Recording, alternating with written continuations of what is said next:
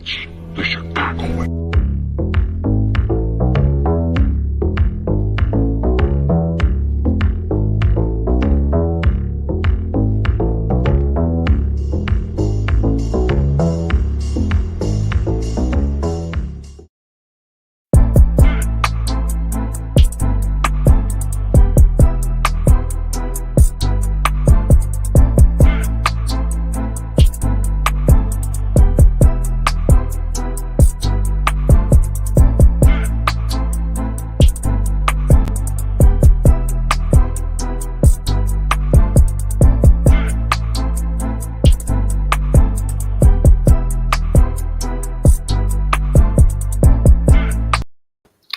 Greetings and welcome to Sports101, the show that discusses sport beyond the X's and O's.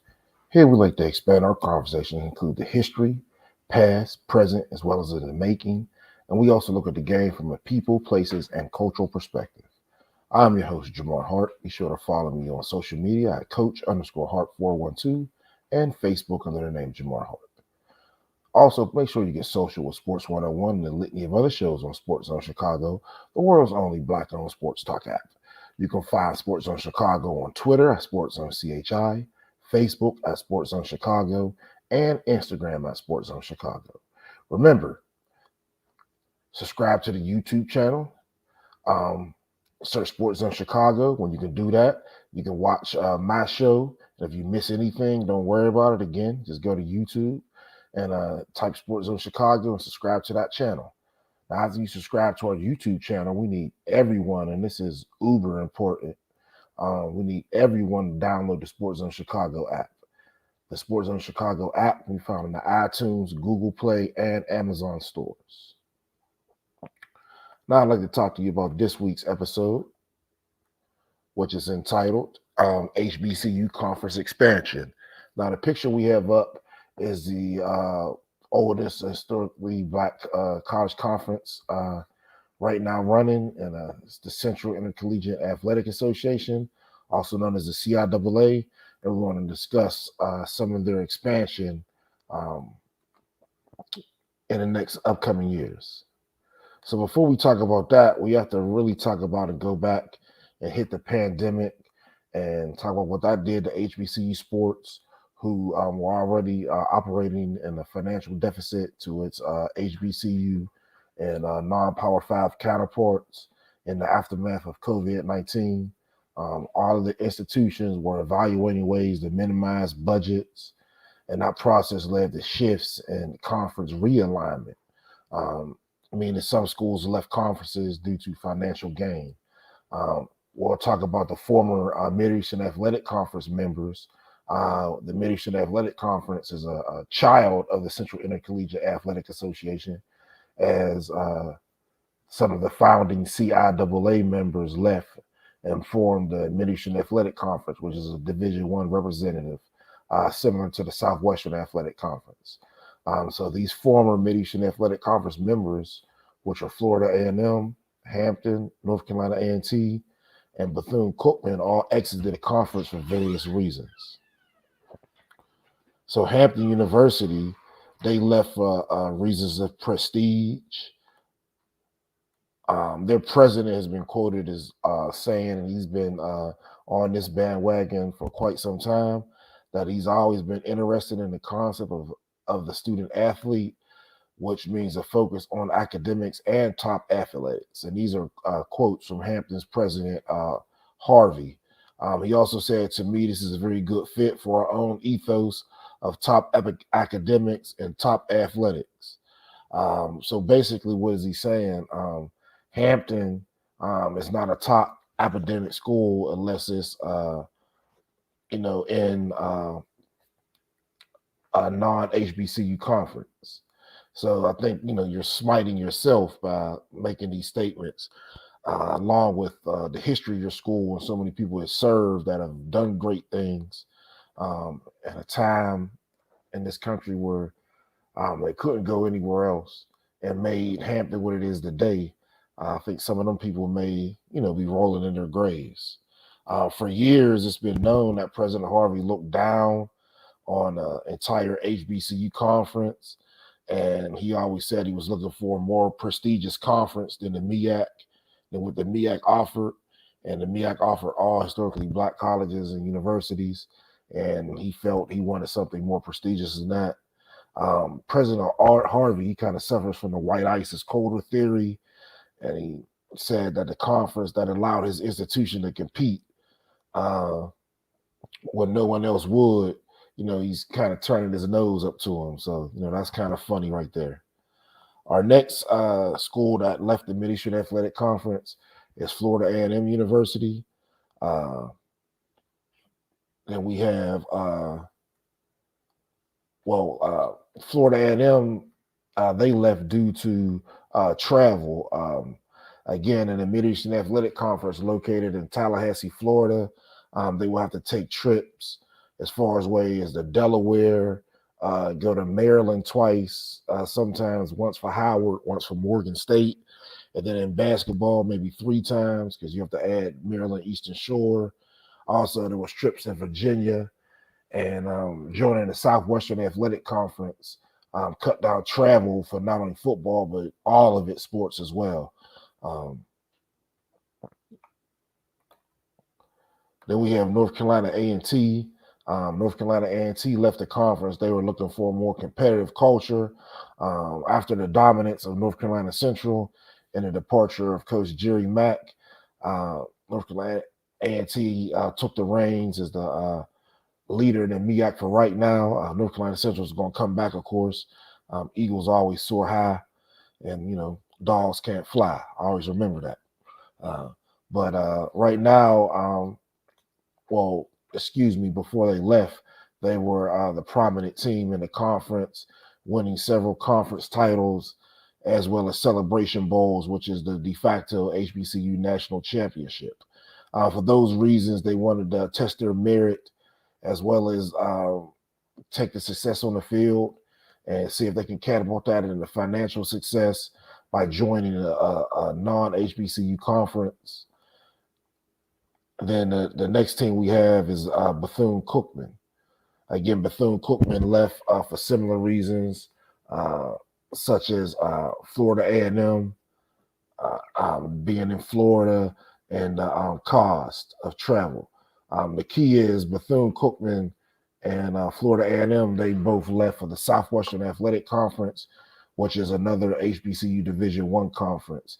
And they experienced success in ticket sales. Bethune-Cookman didn't have a good year on the field, but I'm sure Coach Sims, the Bros always bounce back. So Coach Sims is going to have a great year this year at Bethune-Cookman. They did have a lot in ticket sales, being in the Southwestern Athletic Conference, which leads the FCS in attendance. So that was an increase in money. And with the decrease in travel, we have to go to Maryland and Virginia. They saved a lot of money in the athletic department as well. So it was wins for them.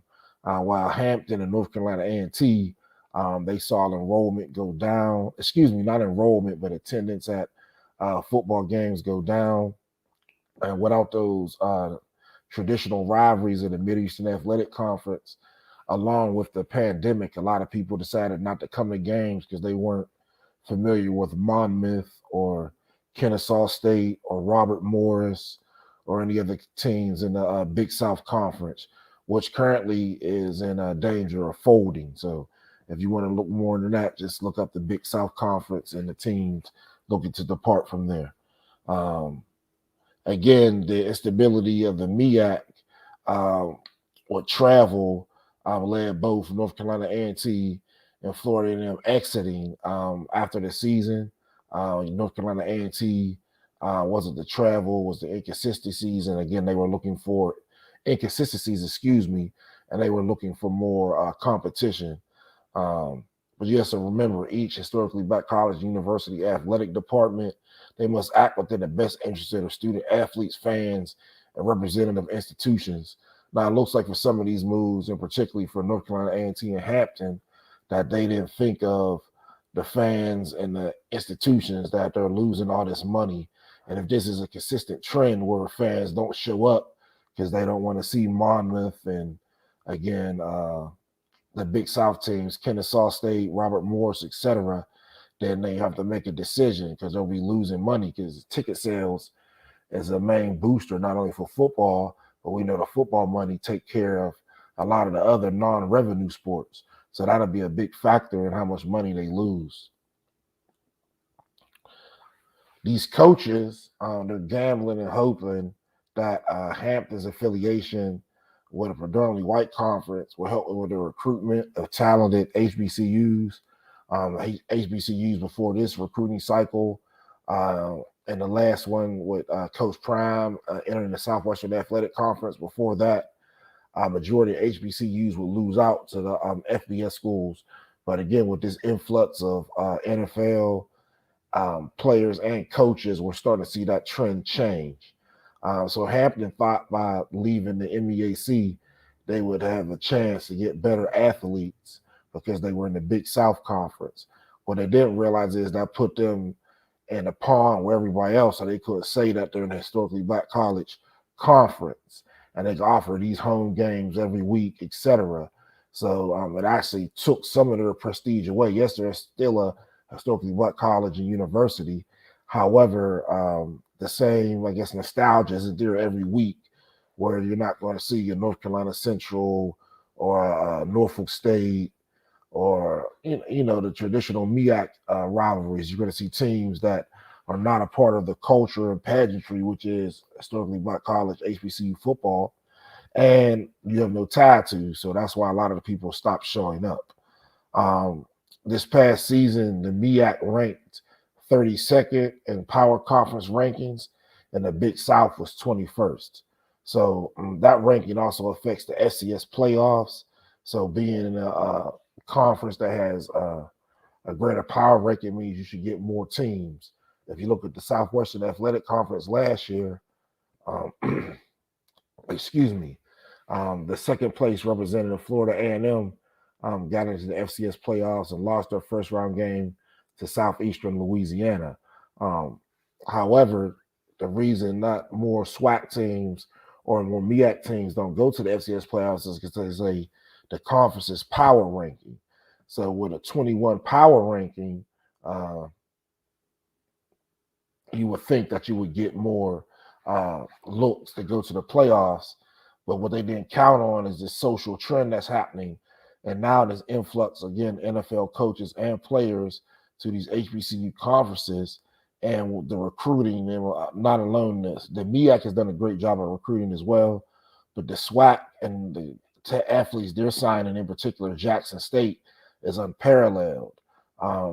There's word on the street that the defensive tackle out of Texas is going to spurn Texas A&M and join Jackson State. He was supposedly talking to Travis Hunter at the Polynesian Bowl, and that'll be another top 10 commit to Jackson State.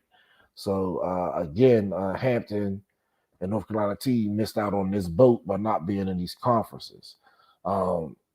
Because HBCUs, again, have been seeded so low during the NCAA men's and women's basketball tournaments as well, there's been talk among some HBCUs that they should do their own postseason tournament. Again, I'm against that. I think to be the best, you have to beat the best, and you just should work to get the best facilities, and that way you can get the best athletes. And it just so happens that the best athletes, on majority of cases, about 80% of the time, look like you at these BCS institutions. In football, however, there's a Celebration Bowl. Again, the top teams in the MEAC and SWAC forfeited their right. Usually the champion would go to the FCS playoffs, and definitely in the MEAC, but they gave that up for the Celebration Bowl. So now, if you're a number 2 team in either conferences, you have to hope for an at-large bid, and you will get that based off of your strength of schedule, meaning who you played.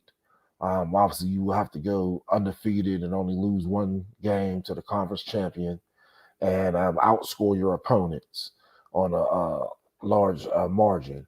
And that's what Florida A&M did. Their only loss was to only FCS loss. They lost to South Florida and another BCS team, but their only FCS loss was to Jackson State 7-6. So that allowed the playoff committee to give them a seed in the playoffs. So the president also stated, for me, I want to compete against the best, not just the best black schools, but I want to compete against the best. So again, this is the same notion that we talked about before, where if one or two schools leave, you don't have power. But if the whole conference left and joined the division of the Big South Conference, then, I can see that. But with two people jumping out, you don't have enough political cachet or power to demand the changes that you need um, to help yourself and others. So you got to think about that. So the next thing we're going to talk about, this is a picture right here of Bluefield State College in Bluefield, West Virginia.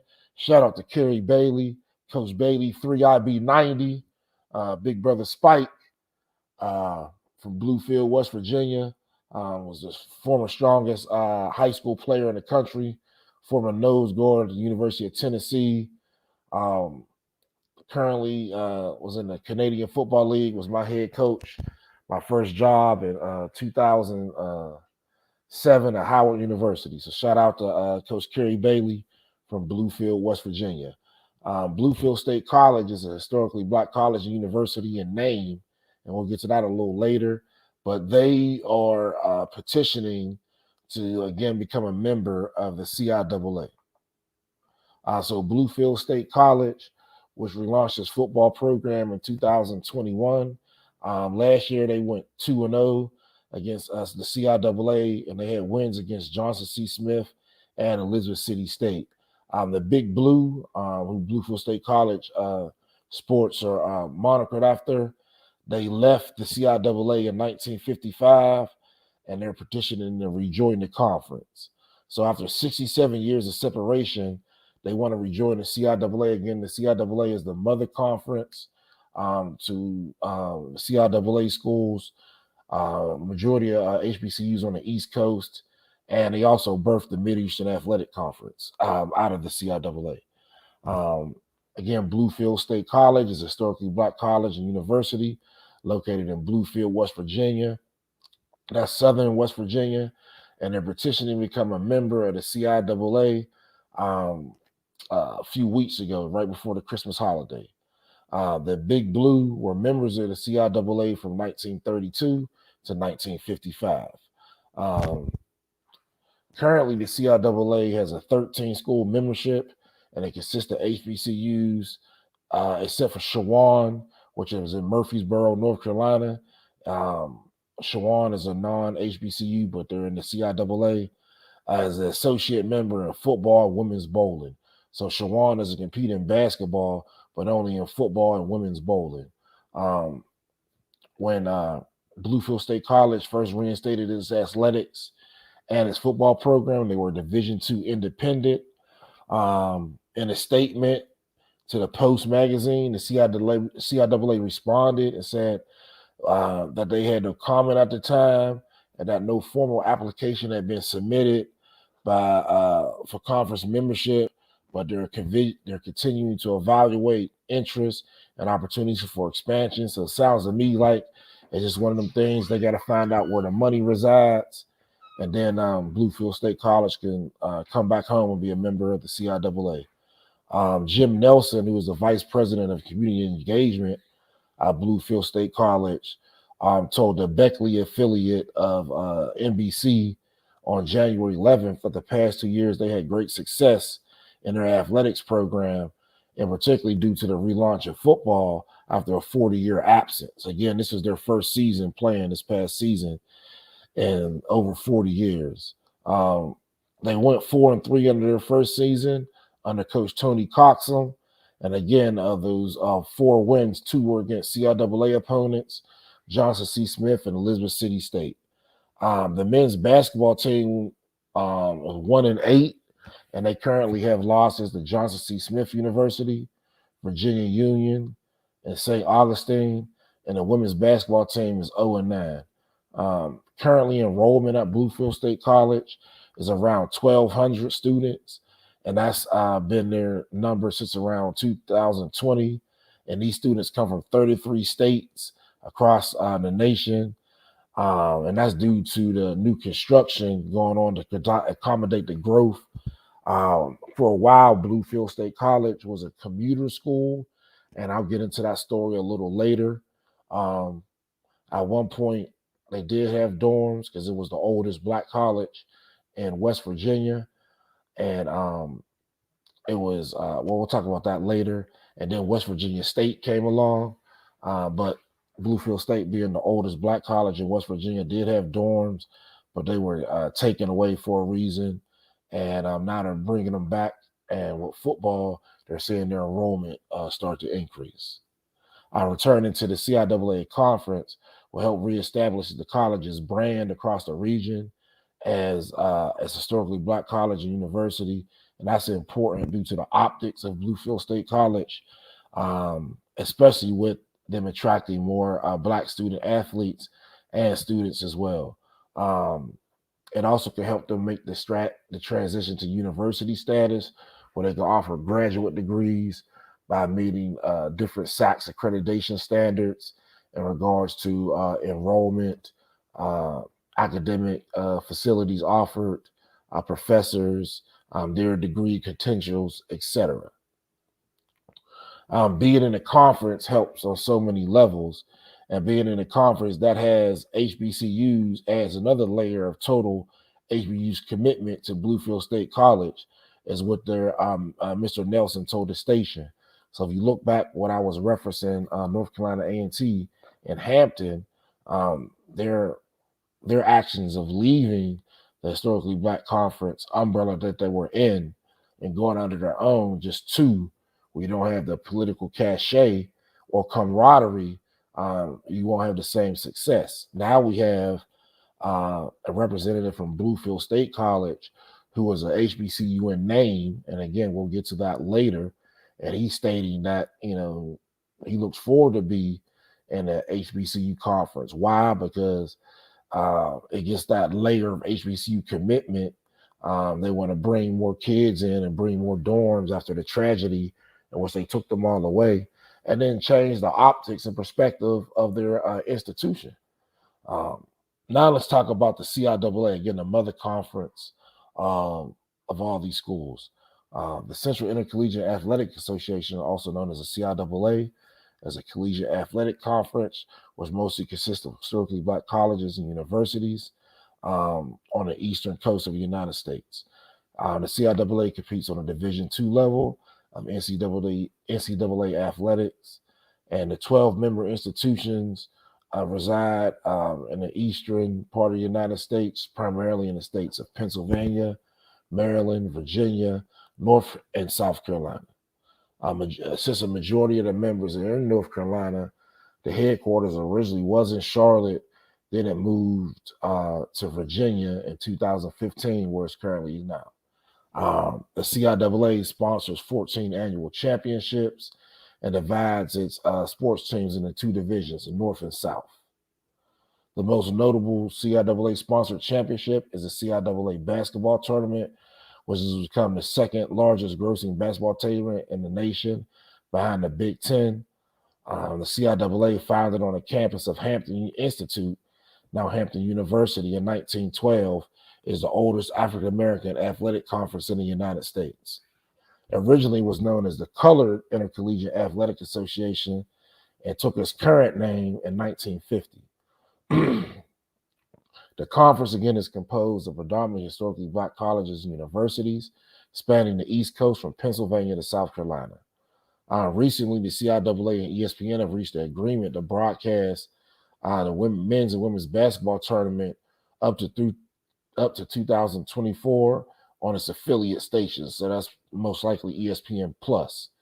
In a new press release, it said they agreed to media rights of the oldest HBCU tournament to help the network enhance its coverage of HBCUs. You can see Jackson State getting coverage on ESPN2 this last year. And with the Nielsen rating of them games, there's a need. So ESPNU is starting, and ESPN Network family of networks, is starting to broadcast more HBCU athletics.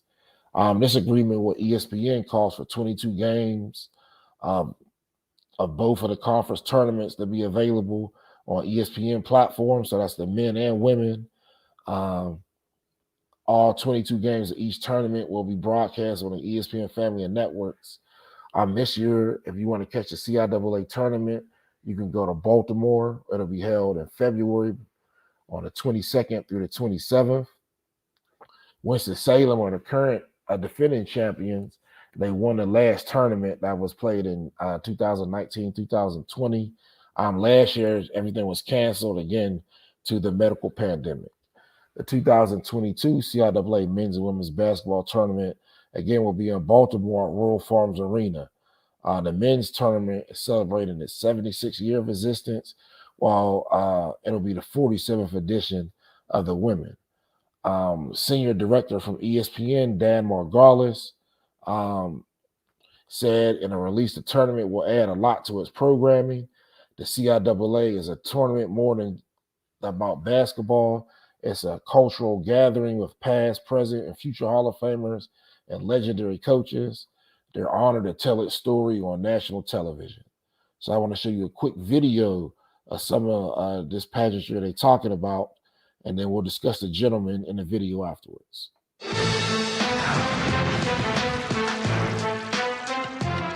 This is it, championship weekend for the annual CIAA tournament in Charlotte. Today, the CIAA inducted 10 people into the Hall of Fame, including the fashionable Mr. CIAA. WRL's Ken Smith reports on this honor that is decades in the making. Say Mr. CIAA around here, and everyone knows who you're talking about. He's been a fixture at this tournament for decades, and now a member of the CIAA Hall of Fame. Whenever Mr. CIAA steps into the arena during this basketball event, he is a showstopper. You gotta stop. You gotta stop for the great picture. Everyone wants a picture with him, some any way they can get it, because he is constantly on the move and in high demand. All right, my friend. How does that make you feel?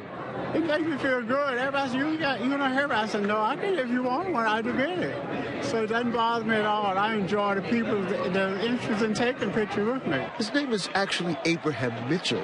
When fans started calling him Mr. CIAA back more than 30 years ago, he stepped up his game and his popularity soared.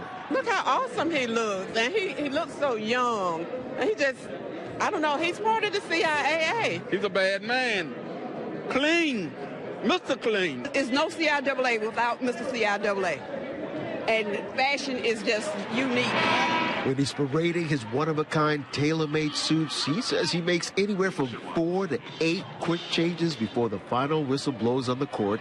He says he loves it and was humbled by the honor of being named to the CIAA Hall of Fame. When I received the letter, I just didn't know what to say. I was really thrilled that they thought enough of me to do it. Mr. Mitchell, or Mr. CIAA, has been at this for almost 40 years, and he doesn't plan to stop anytime soon. Not bad for a man who was actually shunned by tournament officials years ago, but after fans protested his dismissal, he was invited back and embraced. Okay, so the legend of Mr. CIAA goes as follows. Around 40 years ago, Mr. Mitchell decided he wanted to come to the tournament. And what he's known for now is each game he comes out in the colors of each team. So he'll make an appearance in the first half, and he always has a custom-made suit, a hat, an umbrella, and gator shoes to match his outfit. And he'll dress like that for the first half in the colors of the home team. And then after halftime, he'll come back out in the same type of outfit, again, another custom-made suit, another pair of gaiters, another hat, another umbrella, and the colors of the away team, and he'll take pictures. And at first they said, or tournament officials thought he was causing a nuisance because they wanted people to watch the game, and they asked him to stop doing that. Again, he would change clothes. Now he has a dressing room. The tournament provides him a dressing room. Before that, he would have to go in the bathroom and change, and then he would make a grand appearance with people walking behind him down the aisles while the game was going on. So once fans, wanted him to come back, he's been doing this for over 40 years, And again, if you ever been to the tournament, it's a spectacle to see come out, and he might pull out his handkerchief and hit you with a few lines. But again, Mr. CIAA is part of the pageantry and history of the CIAA tournament, a part of the nation's oldest historically Black college and university athletic conference. When we're going to take a good break, and we'll come back.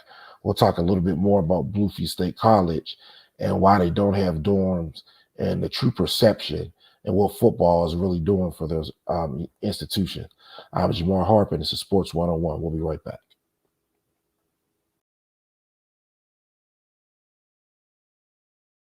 Please stop and listen, because this important message may directly apply to you or someone dear to you. Several thousand African American former full-time CPS teachers were unfairly terminated starting in the mid-90s and continuing to the 2000s. If you are one of those many former CPS teachers who was unjustly terminated, or if you are the immediate relative of a now deceased unjustly terminated former CPS teacher, you may qualify to participate in a lawsuit at no upfront cost to you. Please call 773-580-7183 immediately for more information. That's 773-580-7183. Do not delay. Act today, because time is of the essence. That's 773-580-7183. 773-580-7183.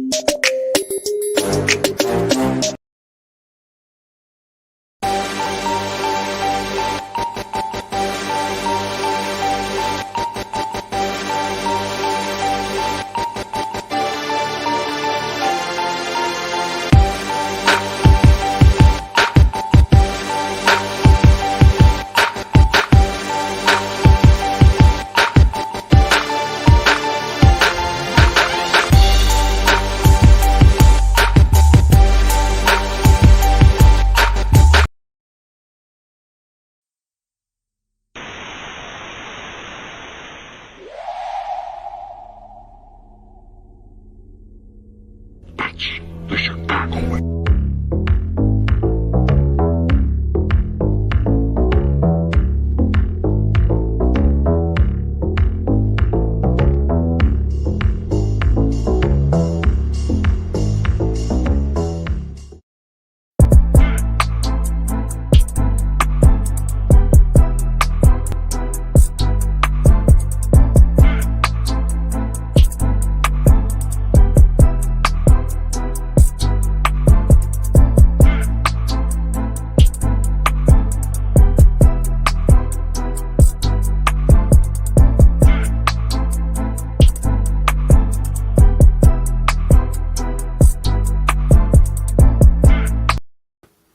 Welcome back, everyone. Again, I'm Jamar Harp, and this is Sports 101, the show that discusses sport beyond the X's and O's. Here, we like to talk about the game from a people, places, and cultural perspective, looking through the lens of history in the past, present, as well as in the making. Again, please make sure you get social with Sports 101, Sean and I in the morning.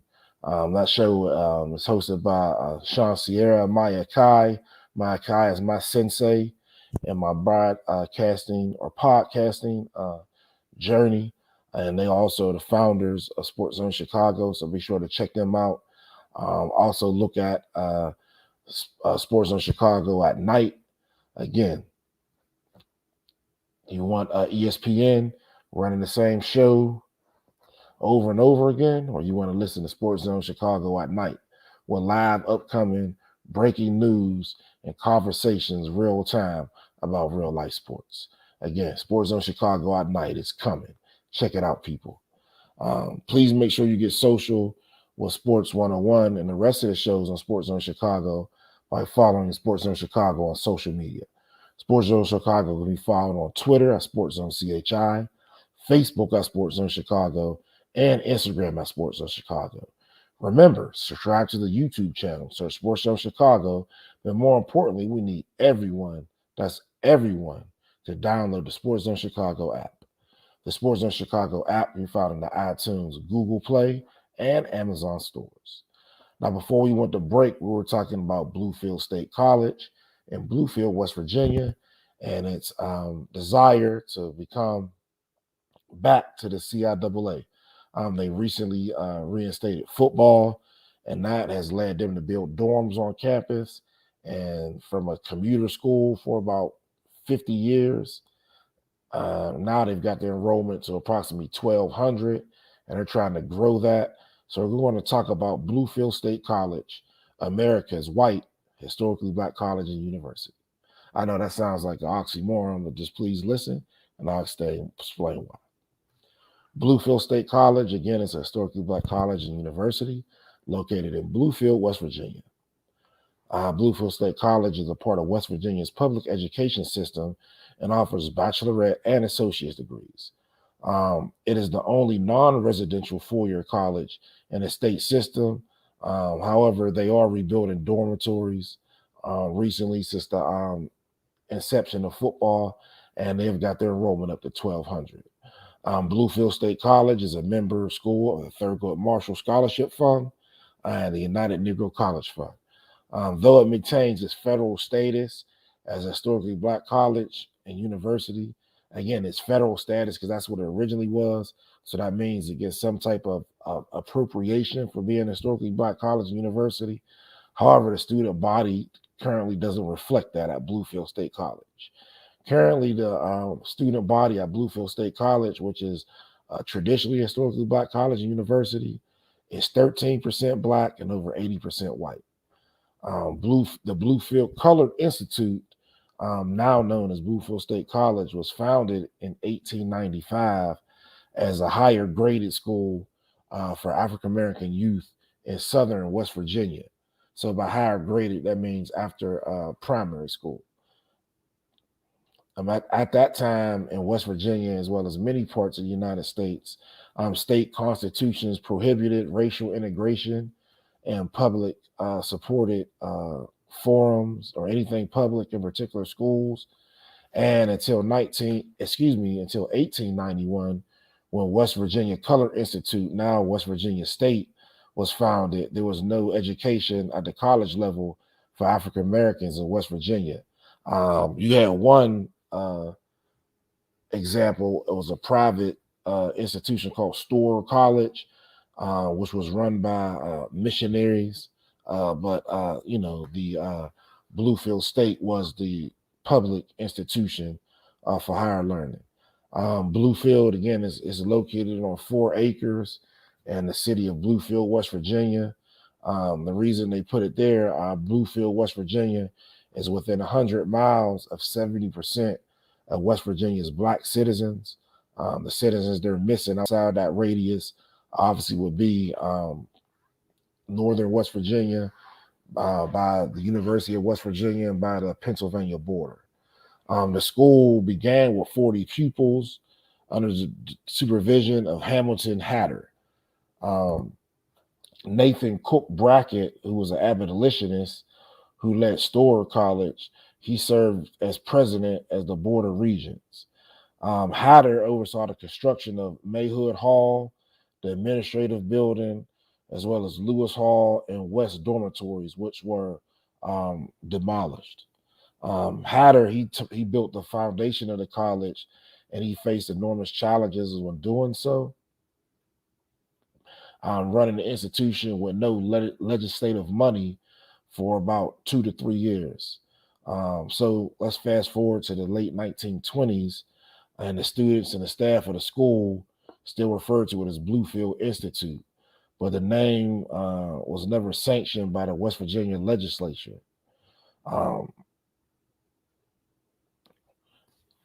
Going back to the basis of Bluefield Institute, You got its inception in 1909 as a normal school, but by the 1960s, the college had 4-year programs of teacher education.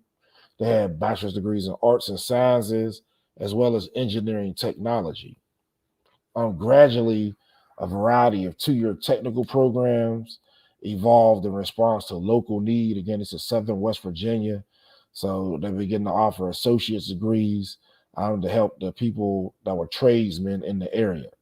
Also, during the late 1960s, you see a lot of integration at Bluefield State, where a lot of white students are coming in, and remember how volatile the 60s are in regards to race relations due to the treatment that individuals of African descent have received since their inception in this country, whether it be slavery, Jim Crow, etc. There was an animosity between the white and black students on campus. This led the black students to protest because, again, this was a HBCU, and to get state funds, they began to admit more and more white students because, remember, they weren't getting state funds at first. The black students began to protest, and that the state was transforming the school from a black college to a white commuter college because they didn't want the black students staying on campus. They found success in offering the 2-year associate's degrees to the tradesmen in Southern West Virginia and wanted to pivot to that model. And there's different incidences, which we'll talk about shortly, that led them to do that. There was also allegations made that black faculty and staff were being fired and replaced by less qualified white staff. Now, the straw that broke the camel's back happened on November 21st in 1968, when the racial tensions culminated in the bombing of the gymnasium by an African-American student named Edgar James and his coalition. His coalition was fighting for fair treatment on black students on campus. And he felt the need to let a bomb off in the gymnasium where the HPER department was, health, physical education, recreation, and dance. Upon his flee, the governor of West Virginia immediately made him a fugitive, and a $5,000 reward was offered for his capture. The administration, however, reacted in a different manner to solve the quarrels and the protests of the black students. They closed all the dormitories, which housed the majority population of black students, as well as the out-of-state black students, which furthered the transition to a predominantly white college. Things have not changed much, as the administration still does not cater to the black students at Bluefield State College, which hopefully will change. Last year, the men's basketball team was all suspended 1 game for kneeling during the national anthem. The team knelt to protest the racial disparity as well as the injustices in this country. And I will highlight that in this video right here, and we'll unpack it afterwards. Good evening, Southern West Virginia. On Thursday, I sat down with Bluefield College President David Olive for an exclusive interview in which he explained why he punished the men's basketball team for kneeling during the national anthem. Well, today, students responded to that decision by staging a protest before a Bluefield College football game. Over a dozen students, many of them athletes, chose to kneel during the playing of the national anthem. Many of them raised fists. Some wore shirts that said, "I can't breathe," a phrase associated with the Black Lives Matter movement. Afterwards, I caught up with several people who participated in the kneel down, and here's the message they're trying to get across with this action. I feel like the world usually praises a flag more than they praise equality or unity and stuff like that. So we're just trying to get our point across that we're all created equal in the eyes of God. And being that we're a Christian university, I feel like they don't see that enough. He said something in the meeting about he want to help us and find a solution. And it rubbed me off. It rubbed me off different because I was like, well, what was the solution when the people came and raided Breonna Taylor's house? What was the solution where they was kneeling on George Floyd? You ain't say nothing about that knee then, but you want to say something about the knee when we being peaceful about it. I don't want to be for forced to stand during the national anthem, just as a person. I believe many people of our country fought, and many people of my ethnicity fought for us to have the choice to stand or to kneel. Now, I asked protesters if they are worried about being punished for doing this demonstration today, given what's already happened to the men's basketball team. And everyone that I talked to said no. And now was the time to take a stand. We'll continue to follow this story as it develops, and we'll have more at 11. Okay, so to unpack that video, you have a historically black college and university punishing its athletes of African descent for kneeling to protest racial injustices and police brutality against individuals of African descent in this country, and suspending them for a game. And the nature behind it is again, the school is located in southern West Virginia. The African American population in West Virginia is minuscule. Again, that's mostly in southern West Virginia in the Bluefield area. And obviously, staunch racism in West Virginia. So to acquiesce to these sponsors and other people that put money into the program, the president had to get the athletic director to suspend the whole team for a game for doing something that so many other college, high school, and professional athletes have been doing since the inception of Colin Kaepernick's blackballing from the National Football League.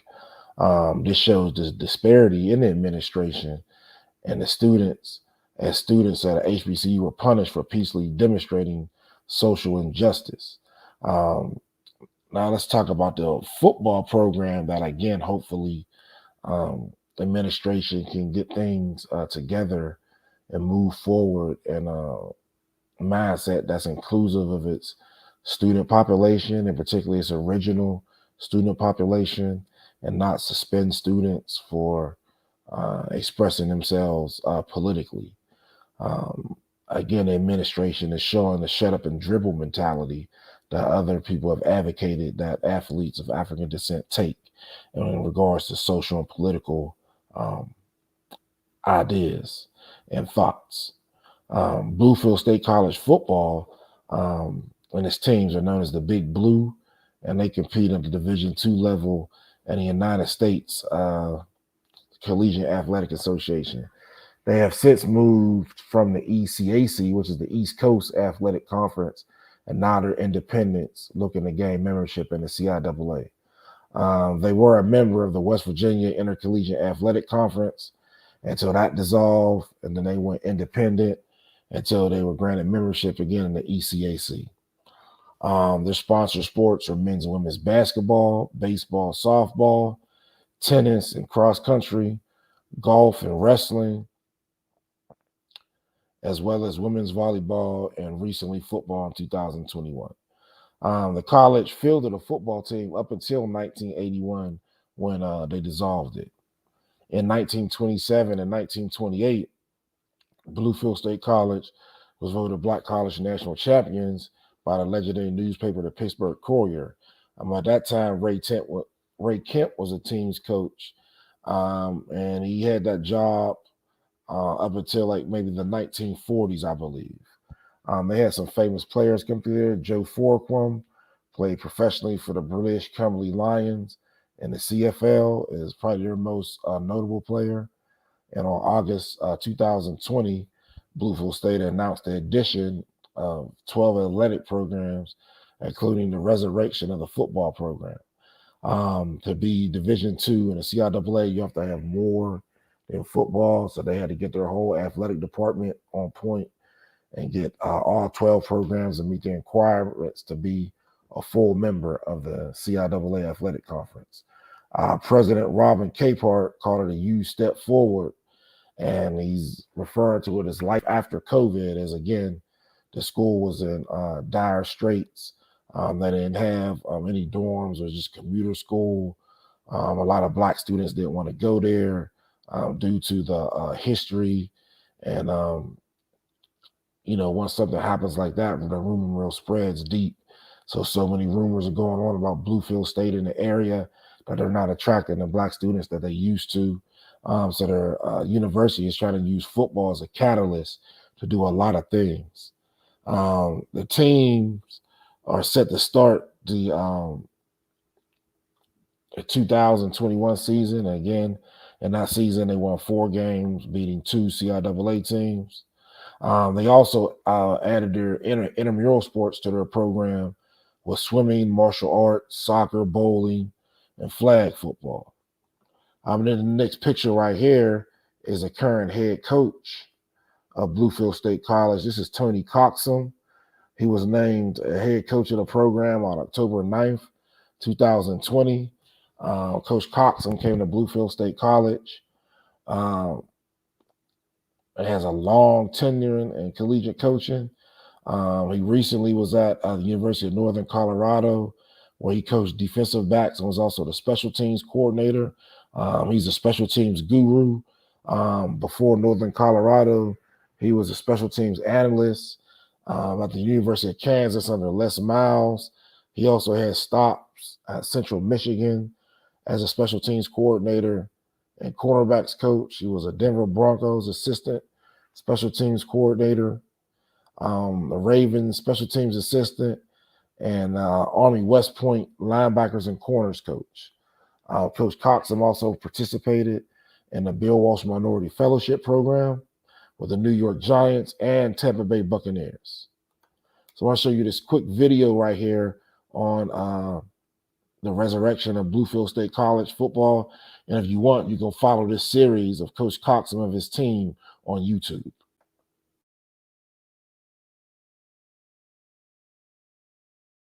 What's amazing is that a year ago right now, we were just sitting here deciding to have football. 11 new sports will be added to the Bluefield State College Athletic Department next school year. Leading the way is the return of Division II football for the first time since 1980. For the first time in 41 years. Sustained drive. We're able to sustain drive. On Friday, Bluefield State named its new head football coach. Tony Coxum will lead the Big Blue back into action after a 40-year hiatus. And he has quite the resume, including stops with Army West Point, the Baltimore Ravens, and even the Super Bowl winning Denver Broncos. Bluefield State that we're trying to accomplish.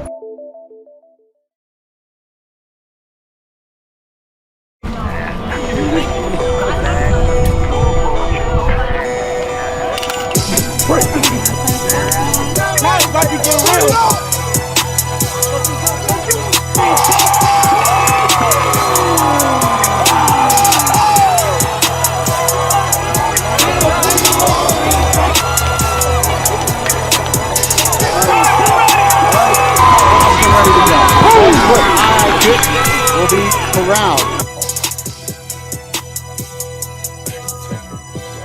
They almost had to go deep. Man down the sideline. He's got him. Money.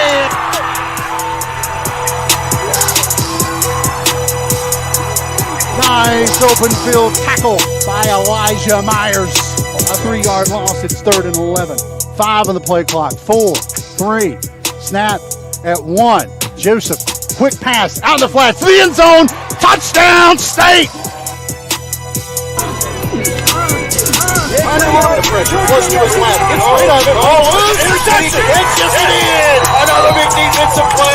This time, Kenyon Walker.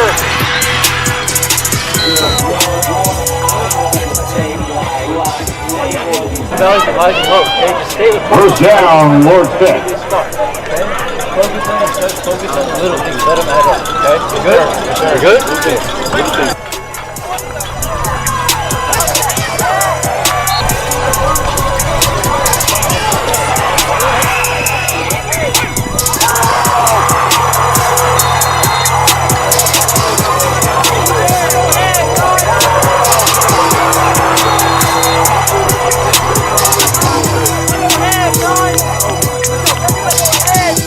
Joseph has the pocket, steps up, eludes one defender, looking for freedom, fires down the sideline. Did he make the catch? Yes, he did! Contavious Jefferson with another great grab.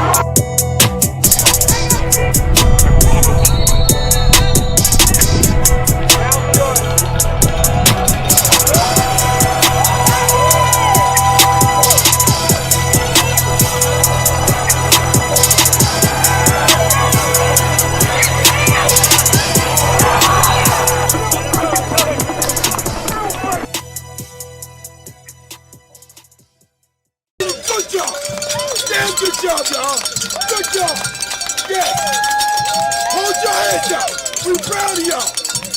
After 41 years, all freshmen and sophomores, y'all did a hell of a job.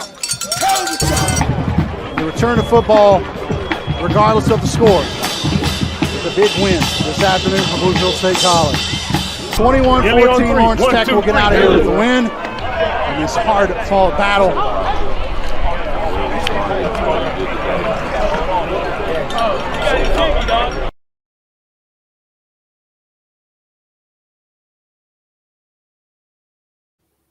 Okay, so you can check out Coach Coxham and his staff in the YouTube documentary series, Guard the Hill, which is on the resurrection of Bluefield State College football in its first season. You just saw highlights of the first episode where Bluefield State lost its inaugural game, coming back 21-14.